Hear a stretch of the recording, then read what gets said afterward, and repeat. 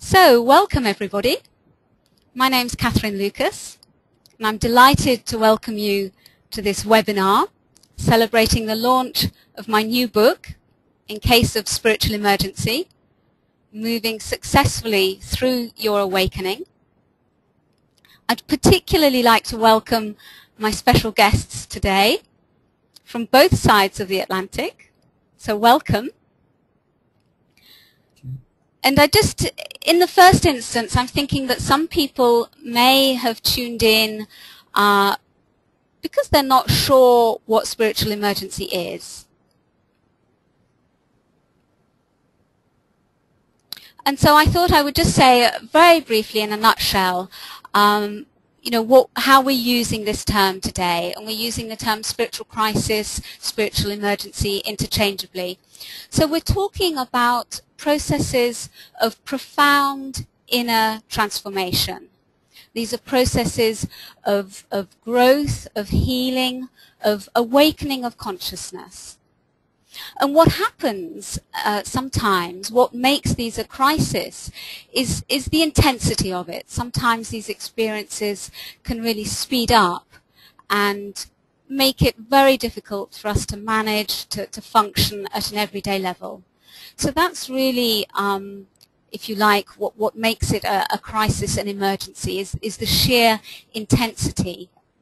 And we're going to hear a little bit about that from Emma and Kimberly in a little while. But first of all, I'd just like to say very briefly why I chose World Mental Health Day as the publication date and the launch date for this book.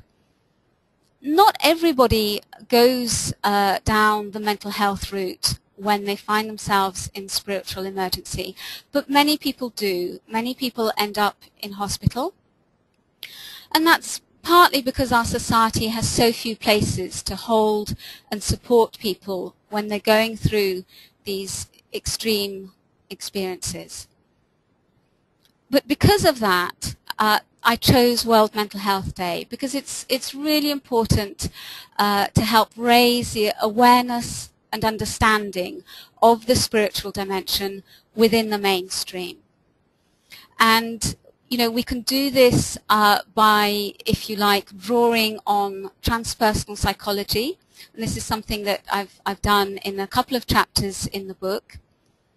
Transpersonal psychology really brings together ancient spiritual wisdom and, if you like, modern psychology grounded in scientific research. So that's just really to say very briefly why I chose World Mental Health Day. And, the book is really also, my work and the book are aiming also to help people cope with these experiences and move through them. So in 2004, I was instrumental in setting up the UK Spiritual Crisis Network, which gained charitable status in 2009.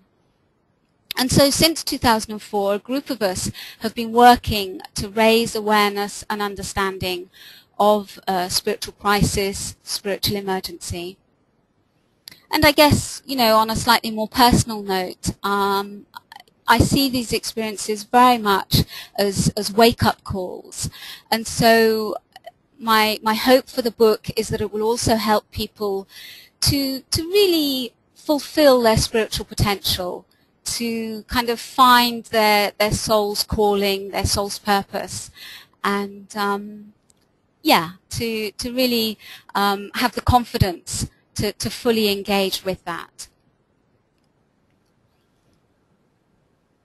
So before I welcome my first guest, I'd just like to say that I caught up with Carol Shaw from Findhorn Press earlier, and she was basically saying how delighted she is to have this book to be able to give to people. In particular, a very close friend of hers has just recently been going through spiritual emergency and has found the book very helpful. So it was lovely to hear that from Carol, and we'll hopefully be able to bring that conversation to you separately, which you can access. Okay, so I'd like to welcome my first guest, which is Emma Good.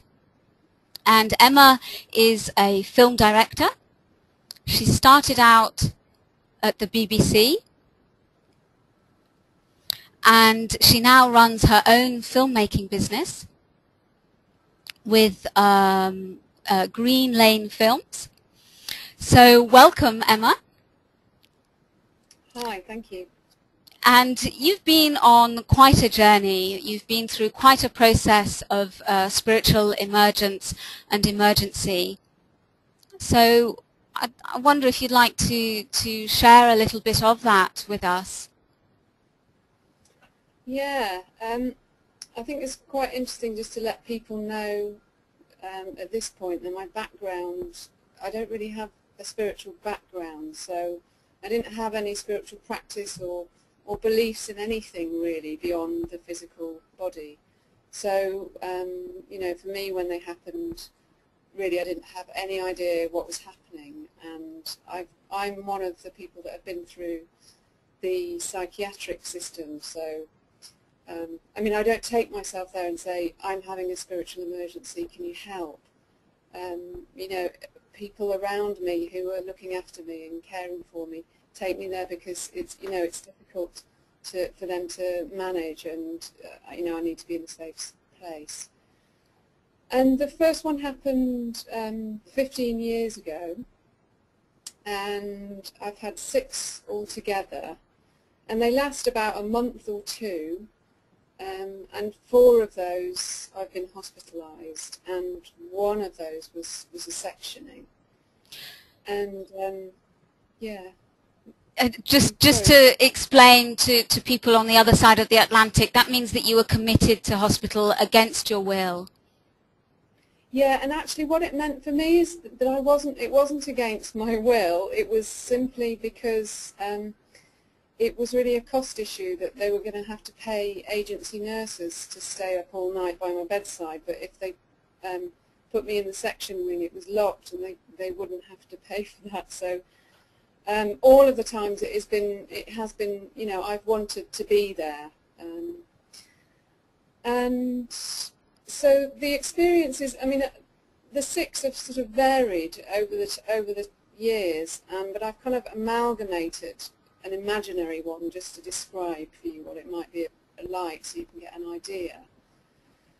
And to begin with, you know, my first sign is that I get this real fear, you know, a sense that I think I'm going to die, and I'm really afraid, and yeah, it's terrifying. I'm totally convinced I'm going to die, but rationally I know that I'm not. And then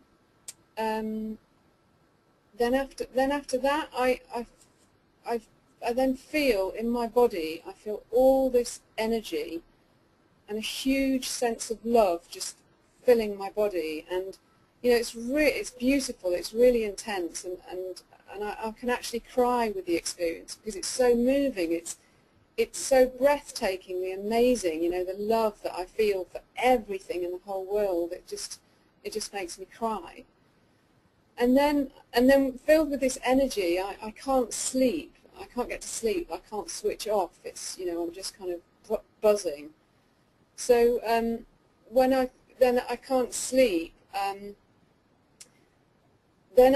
this is when it gets a bit murky and confusing, is that I still seem to go into a dream state or something similar, a shamanic realm or something, and I don't really understand it, but and my ego shatters. So I think the fear that I experienced at the beginning is the fear of the ego dying, and you know, it disappears, and so then I'm in this shamanic realm and just interacting. I mean, I can see the physical realm happening normally, but I get this weird other sense of stuff happening, and I don't really understand it, and I look strange because I'm interacting in it, so it's really quite frightening for people, you know, to watch. And yeah, then I'm hospitalised and medicated, and then usually I'm in there about 3 weeks, and then I don't actually tell anyone what I'm experiencing. So sometimes I see auras, or sometimes I get a sense of a past life with somebody that I come into contact with, and I never vocalise any of it. I don't say what's happening for me, because I know how insane it sounds, and I just want to appear as normal as possible and get out as quickly as I can. So yeah, and then there's a process of going home and yeah, just kind of coming back to life and getting my life back together. And in fact, I mean, you certainly have very much got your life together in terms of the creativity. And did you want to just say a little bit about the kind of positive transformations of this whole process for you? Yeah, well, I mean, mainly because I had no background or sense anything outside of the physical, just having such an intense experience of there being so much more has just cracked open my perception of the world and how it is and what we're here for. So it kind of really pushed me towards doing the kind of things that I thought were really important, I really wanted to do. And yeah, that includes, I was filmmaking before, but I was doing, stuff that it was just jobbing directing. I'd just do it because I needed some work. But now really focusing on, what important stories need telling, what do people need to know more about, and so focusing on getting those messages out to the world with my work. That's lovely. And I think, when you talk about that it, if you have a sense of a past life maybe, or seeing auras, and not talking about that because it sounds insane, of course, in a mainstream psychiatric system, then people would be quite likely to misinterpret that. Whereas in fact to me it doesn't sound insane at all. Yeah, and certainly that fear of death is something that I think so many of us who have been through it can relate to. Yeah, yeah. Good. Thank you very much indeed for sharing that. And I have a sense that you're leading a very full, very creative life with your filmmaking, and yeah, so despite how horrendous it has been at times for you, it's certainly really, I think, really opened up a whole new world. That's what comes through.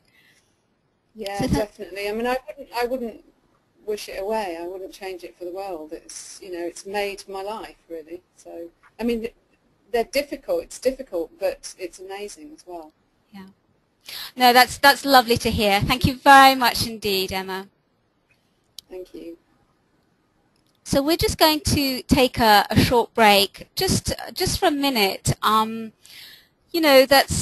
That's quite. I think that's quite powerful what Emma has just shared.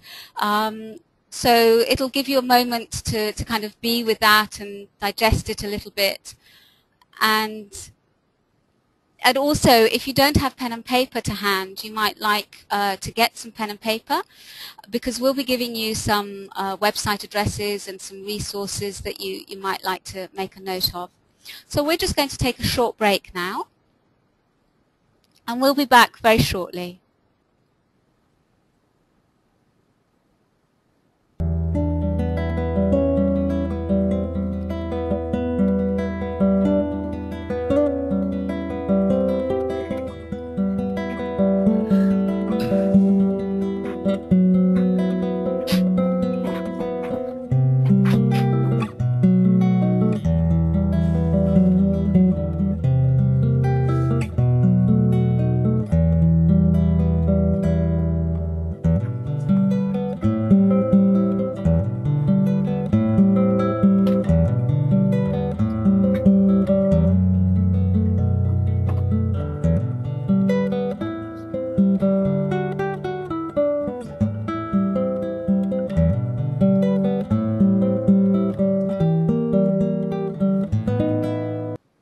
So welcome back, everybody.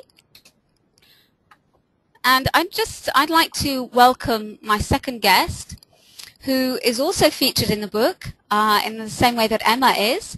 And my second guest is Kimberly. So Kimberly, welcome.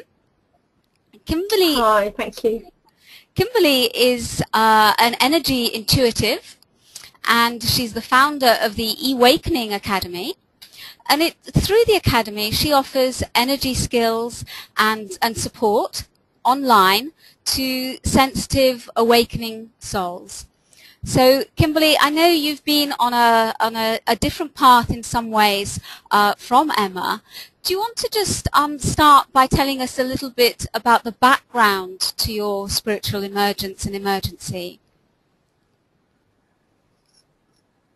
Yes. Well, my family background is that my father's side of the family was religious, Christian.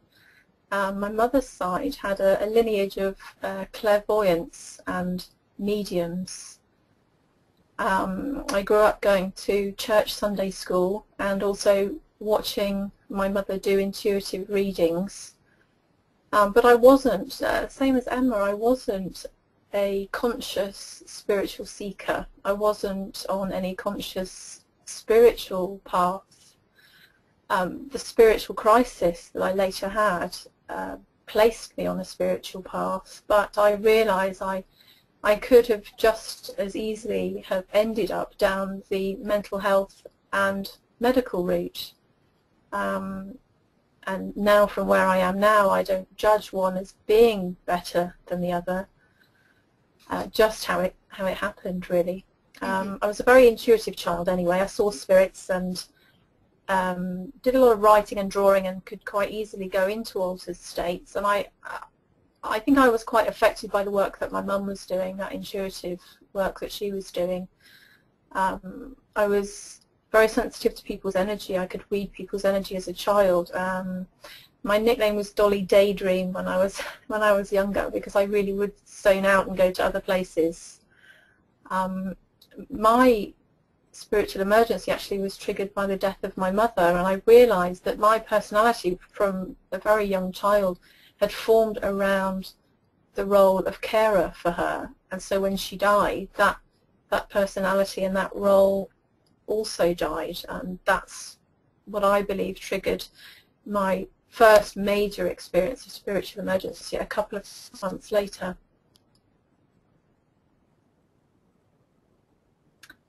And you talk... the qualities of... Sorry, go on. I was just going to say, in the book, I quote you as saying that with that major experience soon after your mother died, that you no longer felt safe in your own body or your own mind, and that's, you know, I can relate to that. That's a terrifying place to be. Can you maybe tell us a little bit about that experience? Yes, I would say that fear, and at times Emma used the word terror, terrified, and I relate to that. It was sheer terror at times, and it was the first time I realised there was some kind of natural, energetic or psychic boundary really between me and the world. I didn't realise it was there until it felt breached or dismantled in some way. But this whole process for me began one morning a couple of months after my mother died, and I was grieving and crying, and I smelled her perfume, and it was a very distinctive perfume, and it was a very strong smell around my nose, followed by a heat around my nose, and then this heat moved into my body, followed by a loud screeching sound like a freight train through my body. It hurt my ears, it ran through my muscles, my body went rigid, I went into paralysis, my eyes closed automatically. There was a bright light inside me and a sense of my mother's presence, which brought some comfort, but it was really mixed with terror and a smell of death. I was sure I was dying, and I really thought what was happening. I felt like I ripped every muscle in my body. I was terrified as this energy moved through my body. I didn't have a clue what was going on, even with, you know, the psychic background And I think I mentioned in the book as well that this experience really passed so gently. You would have thought it was the most beautiful thing in the world. It just moved off like a sigh. And I felt grace and love and blessings immediately afterwards, but the contrast was extraordinary. And from that moment on, I was terrified to be in my own skin, to fall asleep. That was the peak of the process for me, certainly. Yes, and then in fact you describe in the book, in case of spiritual emergency, you describe how those kind of seizures, not as extreme, but certainly seizures of kind of cramps and convulsions and heat, pretty much every night for months on end. So that makes it's a lot to cope with. How did it affect your life when it first started? Wow. Well, as you say, every night I had a similar experience. The very first experience was the only time I've had it while I was awake. From that day onwards, every time I slept or even napped, I would have the exact same experience, but it seemed slightly less intense because I was asleep. So as a consequence of having this happen for so many months, I wasn't sleeping, and that was really affecting my health, becoming depressed and very tired, unable to work. I was having visions, seeing spirits walking around my apartment, energy, seeing inside people, angels, figures of all races and cultures in my home. And a bit like Emma, I didn't really tell the people around me quite how much I was experiencing. But every day I was having some new sort of faculty emerging, whether it was telepathy or physical empathy, feeling what friends and family were feeling physically. I could see into people's bodies. I saw energy everywhere, threads and fields of energy everywhere. People's faces changed if I looked at them for any period. So I tried to avoid people as much as I possibly could. My own face changed, actually. Whenever I looked in the mirror, whenever I closed my eyes, I was out in space. I just saw the cosmos. And if I sat to meditate, which I'd been advised to at that point, my body would spontaneously move into what I now know are yoga postures. But at the time, I mean, I'd never had anything vaguely close to this, so it was just incredibly overwhelming and exhausting. I think that was the main feature of how it affected my life at the time, not able to socialise, having to stop work, feeling depressed, feeling physically unwell. Yeah, and that's completely understandable, isn't it? That basically you weren't really able to function at an everyday level just because there was so much going on in the other realm, if you like. And what helped you at the time? Well, after that very first experience, I rang my dear friend at the time from under the duvet in an absolute state. She came whizzing around, and because of my background with my mother's abilities, she just took me straight to the local spiritualist church to see if they could understand what was happening.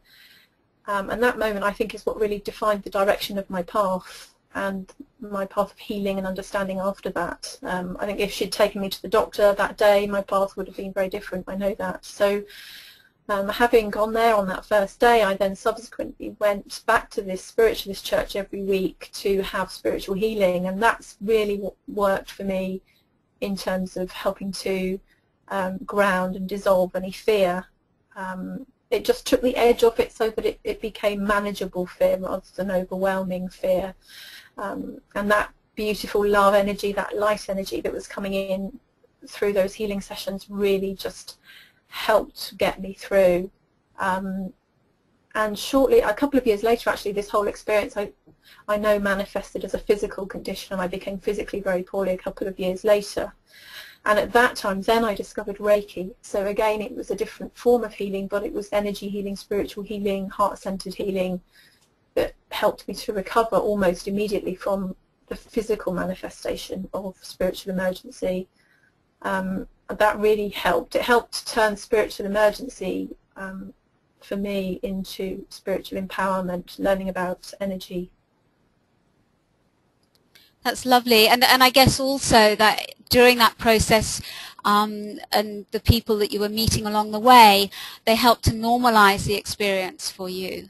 So that must have been a great help as well. So, and Kimberly, can you tell us a little bit what you feel the gifts are from this extraordinary experience that you've been through?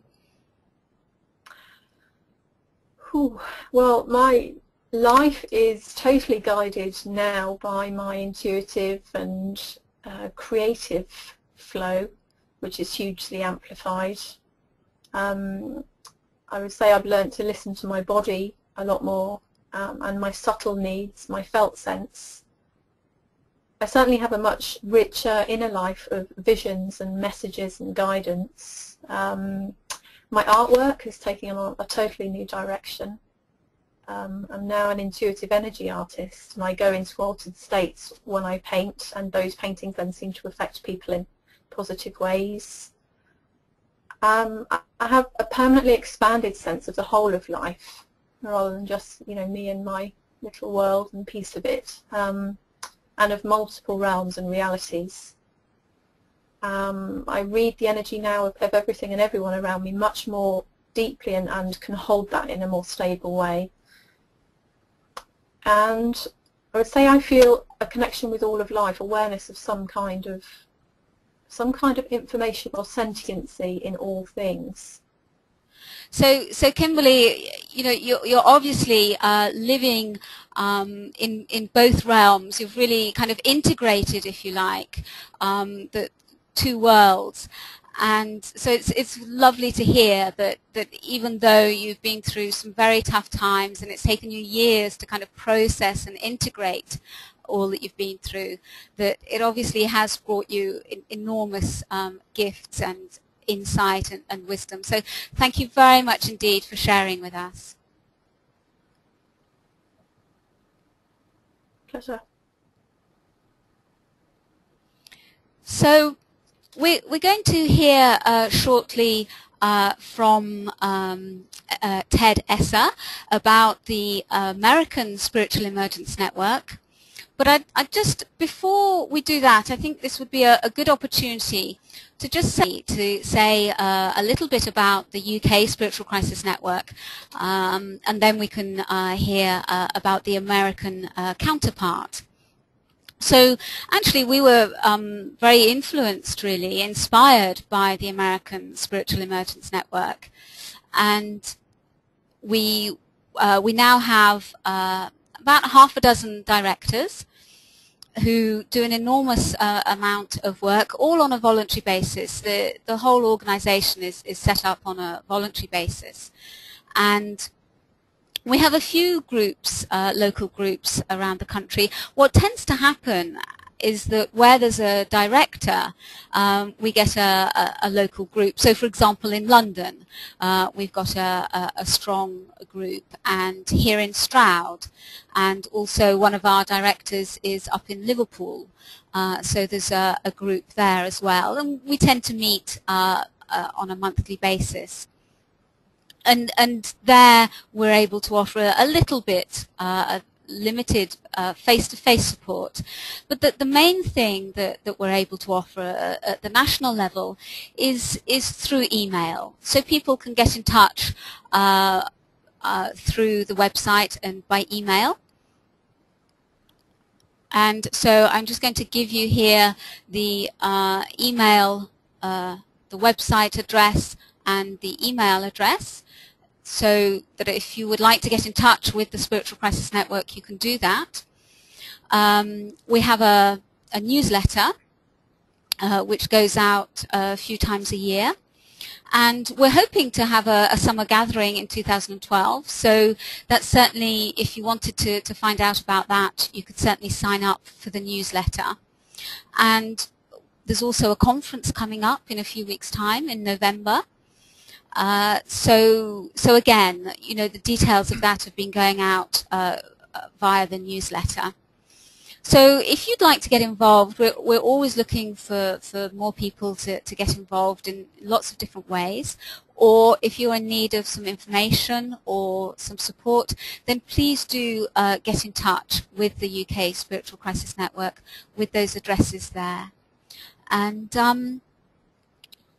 yeah, I think that's really all I'm going to say about the Spiritual Crisis Network. I would just like to, I think, take the opportunity to publicly, if you like, acknowledge the huge amount of work that the directors do. They give their time and energy, and you know, this is enormously valuable work. So I'd just like to kind of acknowledge that, really, how valuable that is. So I'd like to move on, and I'd like to suggest that we take a short break, and then we'll hear from Ted Esser, who is Operations Manager of the Spiritual Emergence Network in the USA.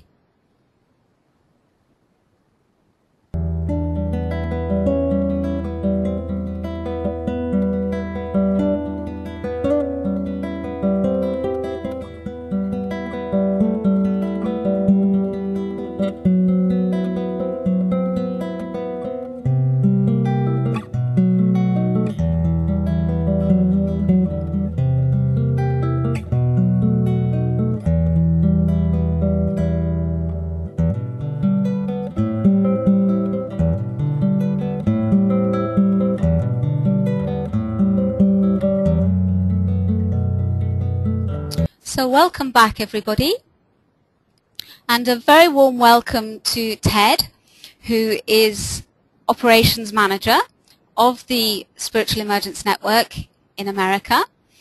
And Ted, you've got a wealth of experience in the transpersonal field, and I know you studied with the Groffs, and in fact, yeah, do you want to tell us a little bit about the network? Sure. Well, thank you for having me. Well, SEN began in 1980, and perhaps I should also mention that essentially our mission and what we do is very similar to what you had said about SEN UK. So there are people from around the world, but especially the United States, who contact us for various reasons, and I'll talk about those later in the presentation, about the percentage of what sorts of issues people contact SEN about. And we get them in touch with transpersonal therapists, psychologists, psychiatrists, and to a degree we're beginning to also get them in touch with qualified spiritual counselors as well. So SEN began in 1980 with especially Christina Groff, but also in conjunction with Stan at Esalen in California. And Christina was going through a spiritual emergency experience, and they discovered that if having this experience, if the people surrounding them were knowledgeable and treated it as though it were a very important and positive journey that the person was embarking on, that the outcome could be radically different than if it was pathologized and treated as the mainstream establishment had treated experiences like that before. Obviously, one of the things that the people around them needed to be able to discern was if it was a spiritual emergency experience versus psychosis. But fortunately, she had that container. So in the 1980s, it quickly became international in scope there out of Esalen, but by 1984 they moved it to the California Institute of Transpersonal Psychology up in Palo Alto, and the organization expanded and began to offer workshops, lectures, international training seminars, and conferences for professionals. In the 1990s, after several years, SEN relocated to CIIS, the California Institute of Integral Studies, here in San Francisco. And so essentially it continued as it was. Unfortunately, in 2003, they had lost funding. And I should step back for a moment and mention that at CIS they created a clinic, the Center for Psychological and Spiritual Health, and so for a little while CEN actually changed its name to the Center for Psychological and Spiritual Health. So there was an actual clinic where people could go and receive help from both licensed psychotherapists but also people getting licensure through the school. And that was a really valuable resource that was around for several years. And so then I mentioned in 2003 we had lost our funding, but the CIS allowed CEN to continue staying there for about a year and a half. And at that time it essentially came down to me, and the other people went their own way as the funding dissolved. And I kept things going, answering phones, the emails that you were talking about, and eventually the operations moved up to Marin. And so hopefully within a few months we may actually go back to the Institute of Transpersonal Psychology and begin to grow the organization into something resembling what it once was. So Ted, if I could just say for a moment, yes. I think you touched on one of the things that's probably the main difference, I think, between the UK Spiritual Crisis Network and the American CEN is this kind of distinction. I think we kind of take the view that any if you like, mental health struggle, any process can be spiritually transformative. Yes. And that actually, I mean, certainly my understanding is that, in terms of the work that Groff does today with his holotropic breath work, that actually that there isn't such a strong emphasis on making a distinction between what is and what isn't. I mean, certainly we've heard, I think from Emma that her experience was both and, on the one hand, yeah. And so I think, I mean, I'm very interested actually to find out how close we are on this point. No, I think we're very close, although of course there's a spectrum of opinion even among transpersonally trained therapists and theorists. I think part of what I was getting at there, and obviously I was talking in brief about a very complex subject, is the distinction of the choice of perhaps using medication in conjunction with the process. That for some people, typically in the States, what transpersonal therapists will do if they feel that it's needed would be a minimal dosage for a minimal amount of time, and to wean the client off at the soonest possible moment. Yeah. And so it's about those fine distinctions. Yeah. But everything that you had said, I believe, is true and broadly held belief here. That's very helpful. Thank you very much for that, Ted. And of course, we know that heavy-duty medication can really interrupt the process. And in fact, actually, that was my personal experience when I was 20 and ended up in hospital. That's right. That actually it then took me, 20 years to be able to come back to the experience and move through it. So thank you for clarifying that. So I think you've got some slides for us. Are we ready for those? I do, and we are, yes. Great. And so, there we go. And so, for a moment, I'll talk about what we're looking at here. So the rationale for this study was a follow-up of David Lukoff's study, which he did of CEN several years earlier in the 1980s about who was calling. And basically the results of my study several years later mirrored his results. And it should be said that this isn't a scientific study, so the sampling occurred through people who knew about CEN in particular ways, and often were people who were informed spiritually, at least enough to reach us, but that's not always the case either. So let's see, David had found that of 500 people, the sample that he had, about 24% of people called our hotline saying that they were having a Kundalini awakening experience.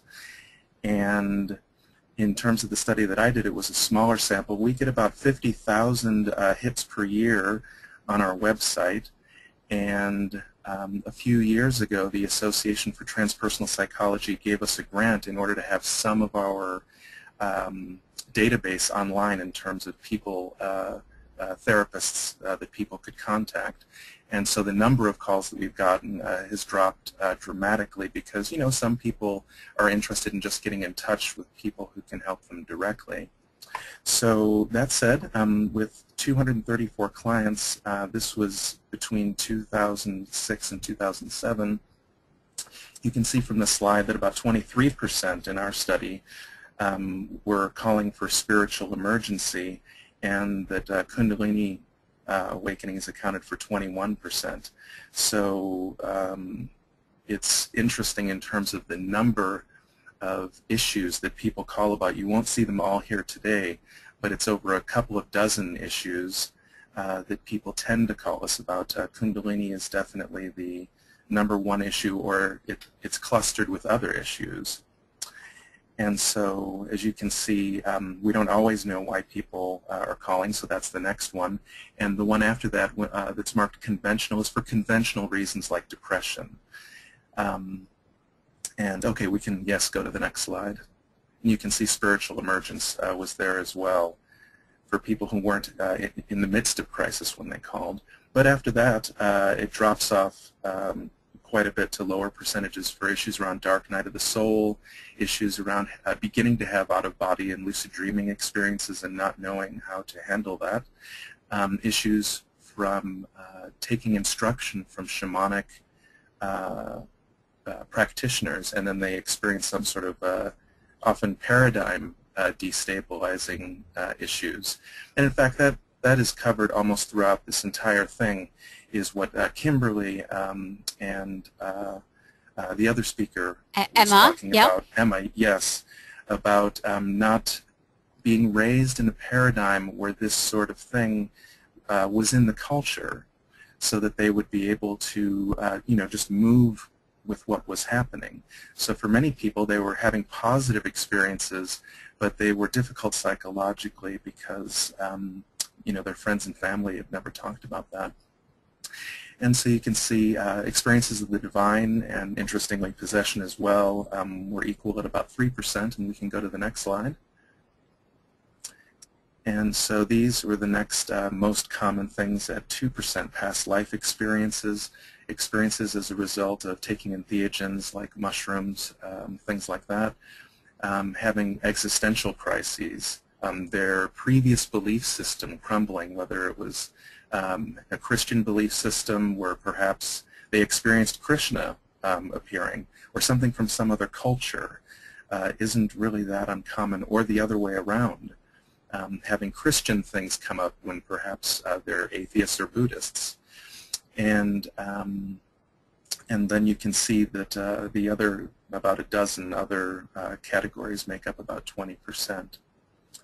So the reason why we both, Lukoff and I, were interested in this study was to help people who were training to become transpersonal psychotherapists and psychiatrists, to get them ready for what sorts of issues people will be confronted with by their clients. Everyone has their own either area of personal experience or intellectual experience, but if people are able to see what they may be in for, they would be able to be much more helpful. And also, it's useful for people who are going through spiritual emergence to see the kinds of things that may come up if they weren't, you know, say, born in the Bay Area of California, and it's, you know, a little more in the culture there. Great, thank you, Ted. And in terms of what's available now, if somebody goes onto the SEN website, they'll find a list of therapists. Is that right? Yeah. Yes, there's a link for that, and also if you are contacting us from another country, there are links to other countries' SENs as well. So Germany has one, Australia has one, and then there are transpersonal associations that sort of essentially act as a kind of SEN, where, you know, transpersonal therapists gather as a group. And so people can, in their countries, they can, Google transpersonal psychology Spain, and you should quickly be able to find the association in your country. And if not, we have a long list in our international links section. Great. Thank you very much. And, yes, thank you. Congratulations, effectively you've been holding the fort for a number of years, and so I wish you well in terms of these developments in the next few months. Thank you, Yes, Ted. thank you.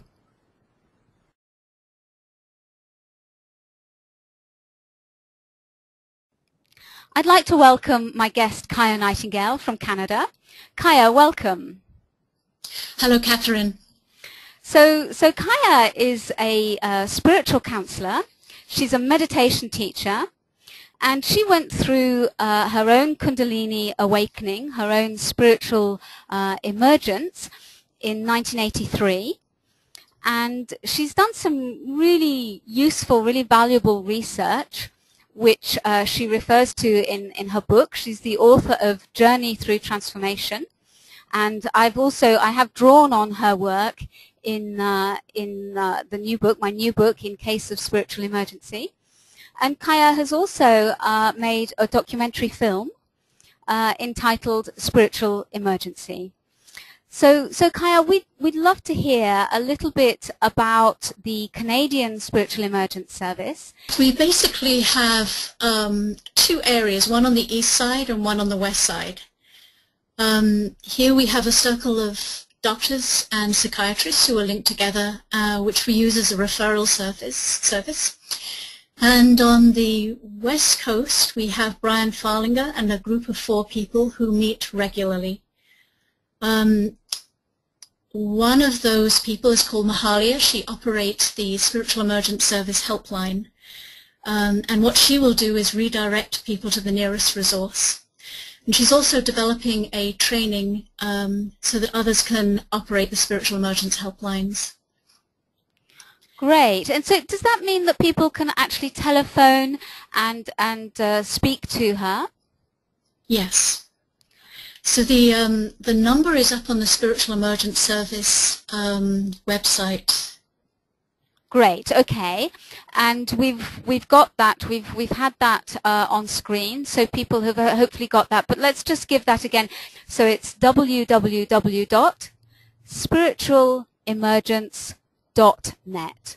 So it's very straightforward. Spiritualemergence.net. So that's lovely, Kaya. Thank you very much. I think that's a real resource for people to know that that's available, and that they can find a therapist through that route, somebody who is familiar with this whole field and who will be able to offer them support. So can we move on to talk a little bit about your work? And I have a slide here. Which is some of your research, I believe. In fact, this slide is in fact of the front cover of your book. Do you want to just talk us through this a little bit? Well, starting on the left side, we have a normal, slightly fluctuating state of consciousness, and when there is a peak experience, there is a powerful opening. You are lifted into a higher state of awareness. It would be lovely if we all stayed there. But what usually happens is things crop up in life, draw us out of that state, and in the open state, it tends to draw up unresolved traumas and memories from the past, and we can often end up down in that depression, in the dark night of the soul, which is very common following an awakening. And this is a sort of simplified graph. Actually, we usually go up and down on a kind of roller coaster for a while, but gradually working our way up, clearing the memories, bringing in new insights until our awareness is stabilized in a higher state of being. Mm-hmm. That's lovely, and it's a very beautiful image that you've created, and it's very clear as well. It really kind of shows, the kind of ups and downs. I think roller coaster describes the experience very well.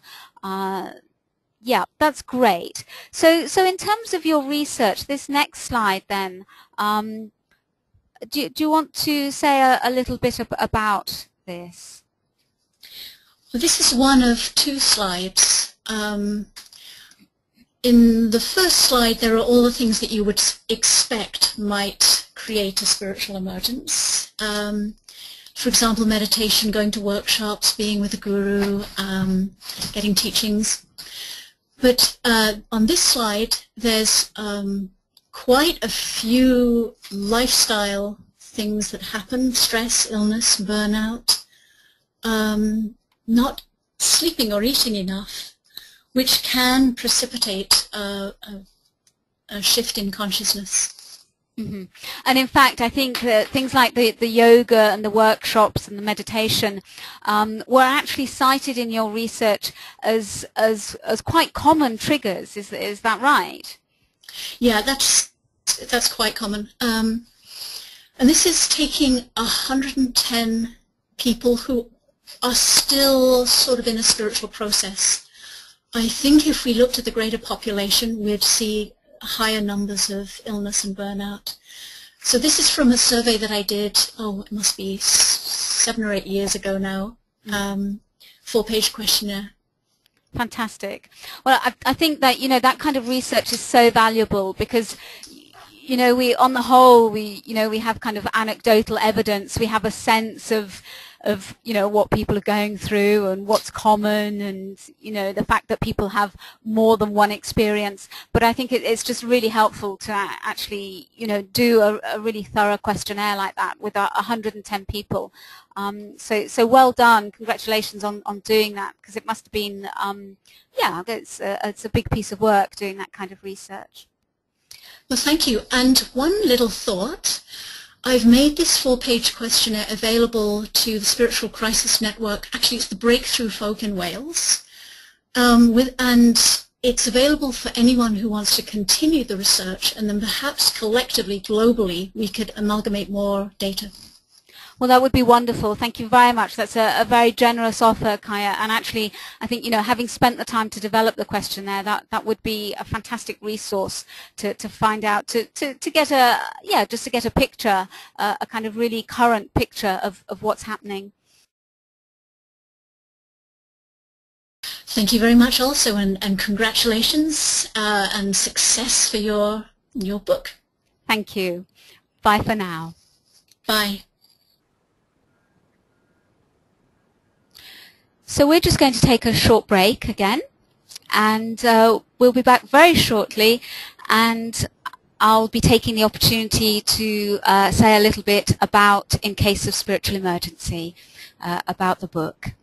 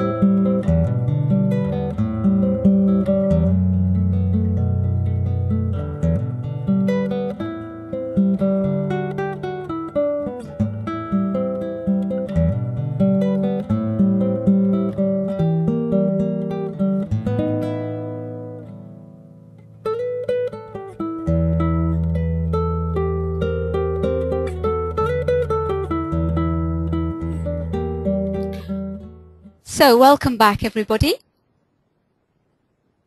And I'd like to take the opportunity to talk about the book. We've started to touch on what resources are available, and the book is another resource, both for professionals and non-professionals. And in fact, at the end of the book, there is a whole section on resources of different websites, books, all sorts of different resources there for you. So yes, I'd like to say a little bit about what I feel the book has to offer.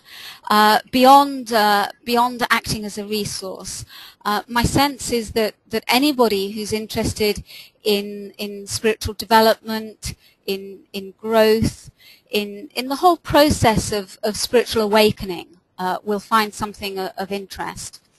So there's a whole section in the book on historical figures, key figures really, who've been through spiritual emergence and emergency.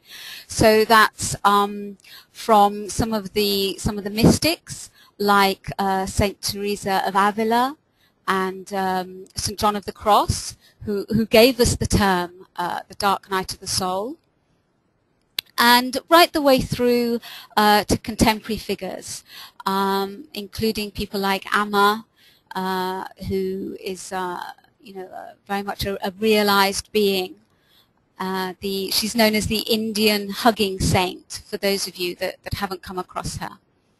And I also touch on people like Jung, who went through an extraordinary process himself of spiritual emergence and emergency, which was actually only published in 2009, his Red Book, which is a fascinating document and a beautiful document as well, that he illustrated himself, almost like a sort of illuminated manuscript of old. And I also touch on Van Gogh, so various different creative figures really. I think not everybody realizes that actually Van Gogh wanted to train as a minister before he became an artist. So a deeply spiritual man who really was in search of what he called the infinite.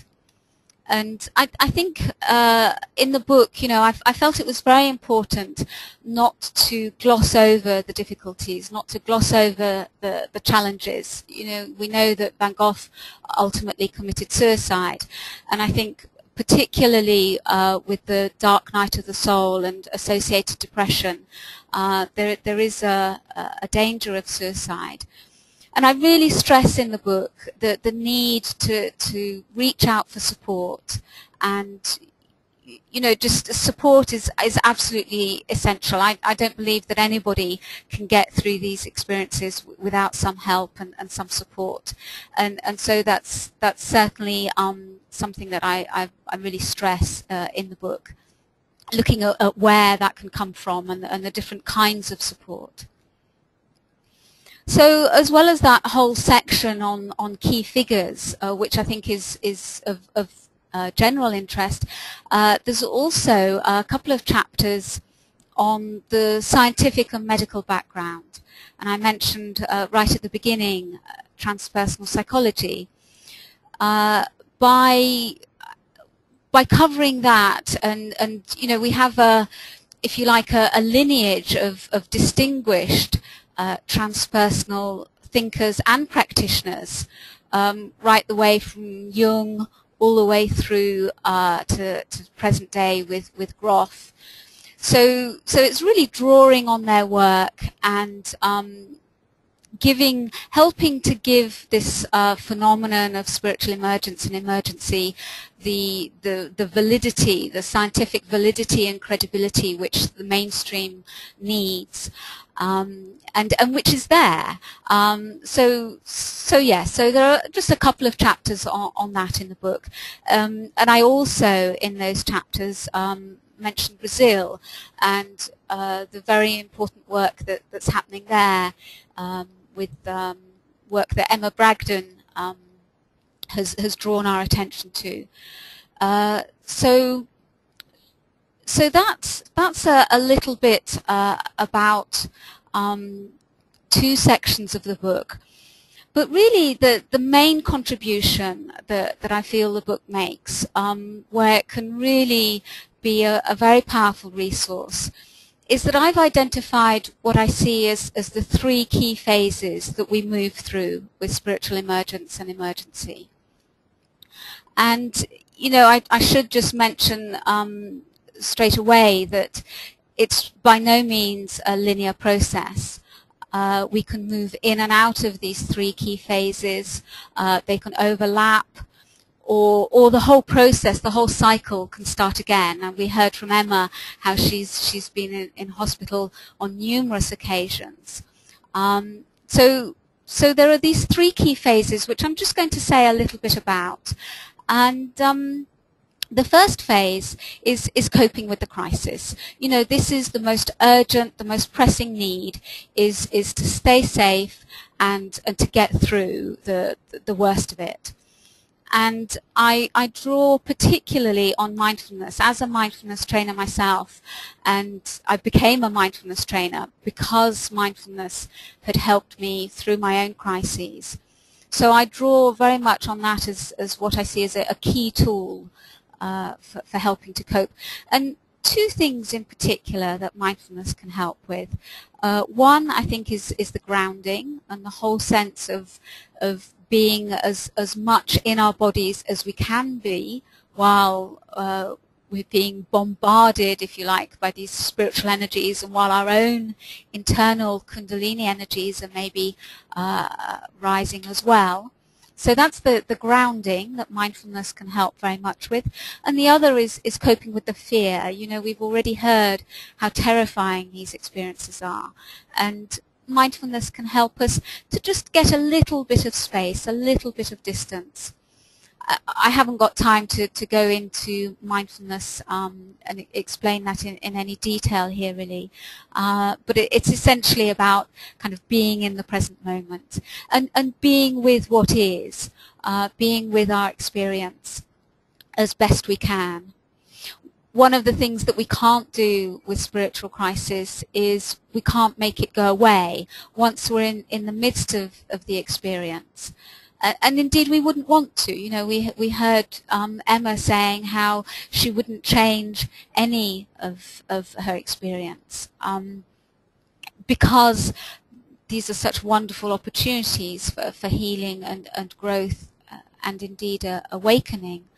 So what we can do is slow the process down, hopefully, enough to make it manageable. And again, that's where mindfulness can come in.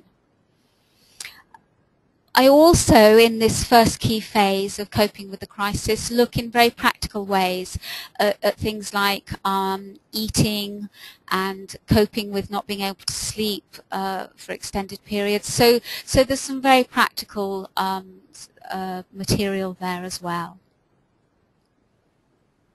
So that's the first key phase. And then the second key phase, having got through the worst of it, we're going to need to be able to make sense of what we've been through. My sense is that otherwise the trauma and the chaos will maybe just feel, well, on the one hand, the memories of it will be very painful, but maybe also feel rather pointless. You know, what on earth was this about? You know, how has this experience served me? And, you know, where's the positive? And that, I think, is where the hero's journey can be a very helpful model. And in fact, you know, this isn't new. Groff certainly recommended using the hero's journey as a model for helping to integrate the experience, to make sense of it. He was friends with Joseph Campbell, the mythologist who brought us the hero's journey. So for me, there was a certain point in my journey where I felt really stuck, and I was also experiencing a certain amount of burnout. And I decided to take 3 months out and basically work with the hero's journey. So I read up about it. I spent a lot of time reading, reflecting, and writing. And I think that's very valuable in the book for people to see how I use the model. So it's not just this kind of abstract hero's journey, but actually there's, you know, a very concrete example of how you can work with it and make use of it. And anybody can, you know, it's a truly universal model, really very, very helpful in that sense. And I would say, you know, even if what you went through was a very long time ago, if you have any sense of kind of unfinished business with it, or maybe if you've lost touch with the really beautiful aspects of the experience, you know, the sense of connection with the source, just that aspect of it, then I think, you know, we can kind of go back to the experience and explore it through the hero's journey. So that's the second phase that I've identified, is making sense of it, integrating the experience. And then alongside that, maybe in parallel, or maybe, as I say, this is not a completely linear process, but at some point we'll hopefully feel ready to go back out into the world. And so this is the third key phase, is going back out into the world. And I have to say that I have found this third key phase incredibly challenging. You know, how do we stay true to our experience, to these unitive states of consciousness, and yet be active in the world? You know, when so many of us want to be, you know, we want to be of service, we want to be able to support the whole process. And how do we do that? How do we look after ourselves? How do we cope with the increased sensitivity? And yeah, so that's, you know, there's certainly for me quite a challenge here. And you know, some people don't actually go back out into the world. They either through no choice of their own get stuck in the mental health system, or some people, maybe a small minority, do actually choose to live a life of almost complete retreat, or join a monastic order, and I certainly feel that pull. So yes, this third key phase, in the book I talk about the challenges of going back out into the world. And it's the phase really where we're going to need to make a lot of adjustments. We're going to need to change certain outer aspects of our life in order to be true to the inner changes and what we've been through. And I think overall with these three key phases, it's very helpful for professionals, for anybody supporting someone, and also, you know, for us as individuals. It's helpful to get a sense of maybe where we are in those three key phases, because, you know, we're going to need different things at different times, and therapeutically we'll have different needs. So that's all I really want to say, all I've got time to say about the book. There is actually a much more in-depth interview. There's an hour-and-a-half interview that I gave that's available on the Academy of Living Wisdom website that you can access if you want to hear a lot more.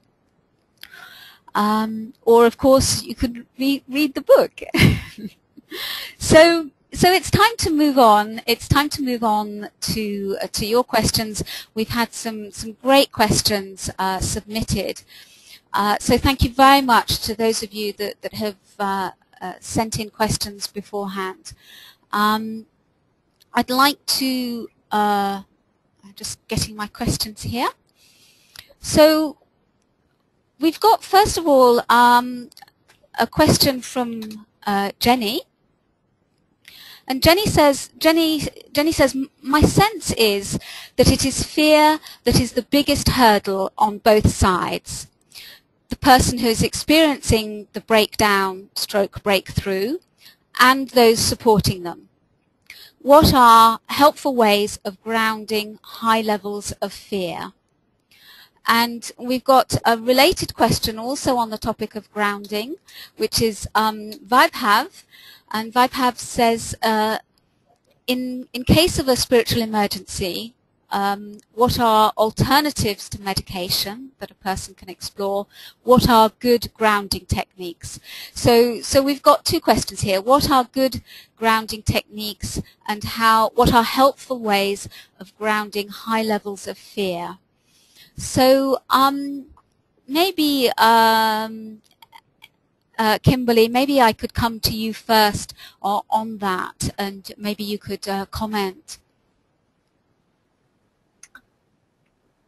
Yes, it's interesting because those two questions and the answers that I could offer really overlap. They're very similar, and certainly my own experience, I found that fear itself was very ungrounding, and later I also found fear to be a sign that something else had ungrounded me. So grounding skills, approaches have really been, I would say, the core of my own support toolkit over the last 13 years. And so I can share what really works for me and what really works for people I've supported.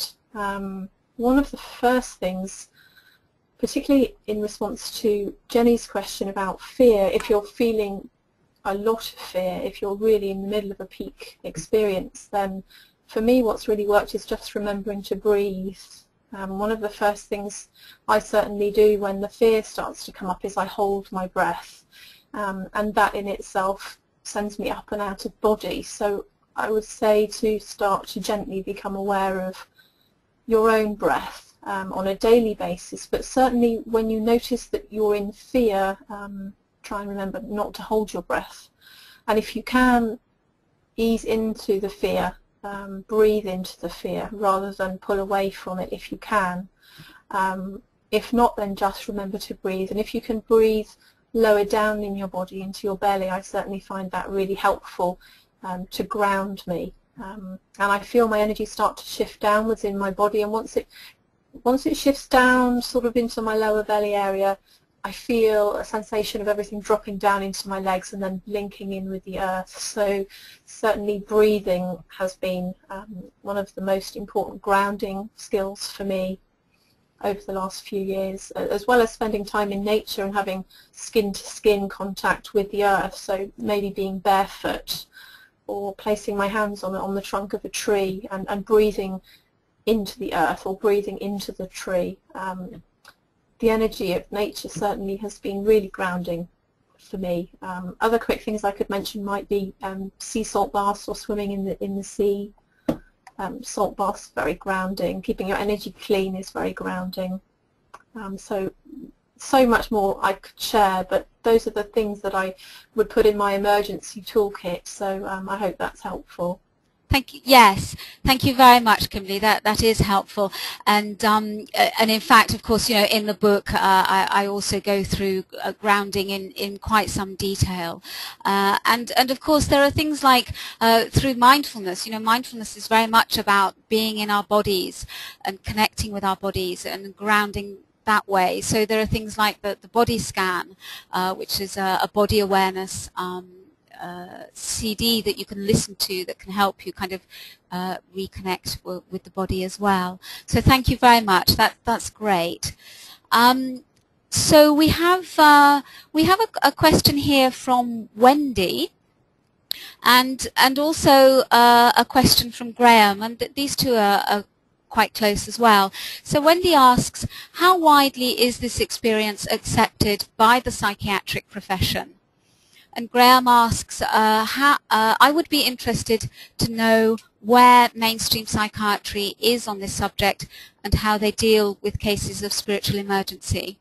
So Emma, I wonder if you could comment, maybe just from your personal experience on this. Well, my personal experience has been... Sorry, I just need you to speak up a little bit if you can. Yeah, okay. My personal experience is that sort of within the psychiatric profession, in terms of the actual psychiatrists, the consultants, my impression is that they're not aware of it at all, and the only people that I've actually come across who have heard of what I'm talking about was one nurse and also within a crisis team, sort of aftercare, after hospital. And I think she's some kind of care worker, or so they're not the psychiatrists, but certainly some support workers may have heard of it. Mm-hmm. Yeah. And actually, I mean, I know in the book, Annabelle, we've been seeing Annabelle's beautiful photographs and captions, and she's also featured in the book. I know she does talk about one psychiatrist who kind of valued and recognized the spiritual dimension and also kept medication to a minimum. But certainly, anecdotal evidence suggests that this is very much the minority, unfortunately. There is, I'm pleased to say that, within the Royal College of Psychiatrists, we do have this special interest group on spirituality and psychiatry, and I think they're doing a sterling job, and the more we can all work together to help raise awareness and understanding, the better. But thank you for that, Emma. And so we have another question, and I think this may be all we have time for. This is a question from Vanessa. Vanessa says, I think of spiritual crisis, spiritual emergence, as a never-ending journey of discovery. Do you think it has a beginning, a middle, and an end? So Ted, maybe you could comment on that. Yes, well, like a lot of subjects in this area of spiritual emergence, it's a very complex question that really has large variance between individuals. And also there are problems with labeling, in other words, a beginning, a middle, and an end. But something close to that can be said, and it parallels to a degree what you've already mentioned, Catherine, in terms of the book. There's the crisis phase for some people, or at least this emerging phase where things are new and destabilizing in a positive way for some people. The middle phase tends to be this phase of adjustment in terms of one's life, whether it's changing careers, for some people changing spouses, just changing the arc, the direction of life, that often the seeds were there before, but for whatever series of sometimes psychological reasons we weren't ready to fully bloom into who we potentially are. And then the end would be, of course, the most tricky. It depends on which part of spiritual emergence we're talking about. If someone's going through, a Kundalini awakening over time, this tends to unfold in longer and longer periods of abiding in non-dual awareness. It can occur where you're having more and more experiences of the divine, and so we can look to most obviously certain spiritual teachers who have gone into that phase, and there's really no end for them as well, because let's just say non-dual awareness, for example, is stabilized, the body persists, and so the adventure of life continues. And in the view of some, say, the Tibetan Buddhists, things go on after death as well. And, perhaps we all live forever, right? Questions like this. But the end phase that, Catherine had mentioned is something, that we can look to and keep in mind in terms of what the questioner was asking about. And I don't know if this would be useful, but in terms of the previous question about the number of psychiatrists and psychologists who are aware of spiritual emergence and emergency, I would give a similar answer, except perhaps in the United States there's a larger level of awareness because these sorts of issues entered into the diagnostic manual that psychologists and psychiatrists use in conjunction with insurance companies. And that was in 1994. And so for psychiatrists, maybe there's 5% awareness. This is completely anecdotal. And then for psychologists, perhaps about 10% are aware at some level, and maybe another 10% are aware of colleagues who do that sort of work. So there's promise for the future with that question. Thank you for adding that in, Ted, and that there's so much more that we could say. You know, certainly I think, you know, you referring to the DSM-4, the Diagnostic Yes. and Statistical Manual, which I'm not sure how much impact it's had in the UK, because I Yes. think that's used mainly in the States. That's right. And the other difference, I think, that in America is that my understanding is that psychiatrists were also trained psychotherapists, although I gather that trend is maybe sort of petering out a little bit, but Right. I think that helps enormously to have a psychiatrist who's also a trained psychotherapist. And of course, you know, Yes. in this country, the transpersonal field is very well represented in psychotherapy, but Yes. not so much in psychiatry. Yes. So thank you very much. I just one last comment that I just wanted to make about the beginning, the middle, and the end, and this journey. You know, I personally take enormous inspiration from Amma, who you can read about her story in my book. You know, she really has taken the process of spiritual emergence and emergency to its ultimate conclusion. And what she went through was,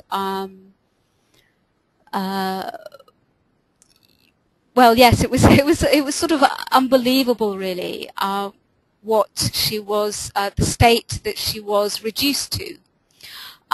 While she was going through the worst of the crisis. And yet, you know, as you say, the term I think you referred to, Ted, was, you know, abiding non-dual consciousness, which is very much where she's at. So, yes, hopefully I was clear about that spiritual emergency, that yes, there's people can look forward to an end to that phase. I was thinking of the emergence part, that part can, you know, has this component that doesn't end, and that's a very positive thing. thank you.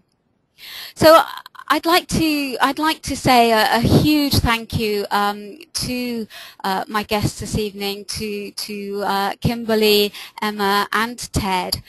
And you know, I think you can take a great deal of satisfaction from knowing that not only are you helping to raise awareness and understanding, and not only are you helping people to move through these experiences, but also you're making a very important contribution to the awakening of consciousness globally, you know, this huge shift that is happening across the world. So thank you very much indeed.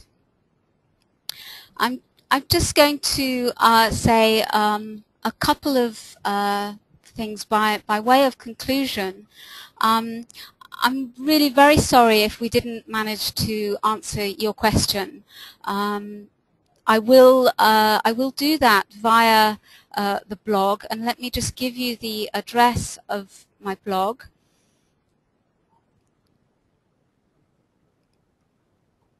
So you've got there, in case of spiritual emergency.blogspot.com. So I will make comments and address the questions that I haven't been able to during the webinar. And also, you know, for those of you that registered after we'd stopped the submission of questions, then please do comment on the blog, ask your questions, and also let us know what you thought about the webinar. You know, we'd love to hear what you made, you know, how it was received. So I'm actually going to be linking up with people like Ted when I'm in the States. I'm traveling to Canada and America for 2 months next year in February and March. And again, you can find out about details of my trip. And you know, my sense is that there are going to be some very exciting developments next year. So please do follow the blog, and also I've got various engagements lined up already, including a couple of television appearances, which you might be interested to find out about. On Friday the 14th of October, I'm being interviewed live on CBS Radio Washington. So again, I'll put details of that on the blog if you're interested. I have, with one of the things about a real book launch is that you get to actually meet the author in person, and you also get to have a signed copy of the book if you would like one. And so what I've devised so that you can have a signed copy of the book if you would like one is that just for today, for World Mental Health Day, you can buy a copy through the Academy of Living Wisdom website, and I will personally sign that and post it out to you. So normally you can buy the book through Findhorn Press, through the Findhorn Press website, which is findhornpress.com. But just for today, for World Mental Health Day, you can buy it directly through the Academy. So thank you very much for tuning in. My motto is very much that together we can raise awareness and understanding of spiritual emergence and emergency. So thank you very much for your part in that today on World Mental Health Day. And I'd like to just leave you with a few words. This is a very beautiful anonymous poem with which I also end the book. Love came in the morning, standing as still as light. How could I have dreamt of such a dawning after so dark a night? Thank you very much.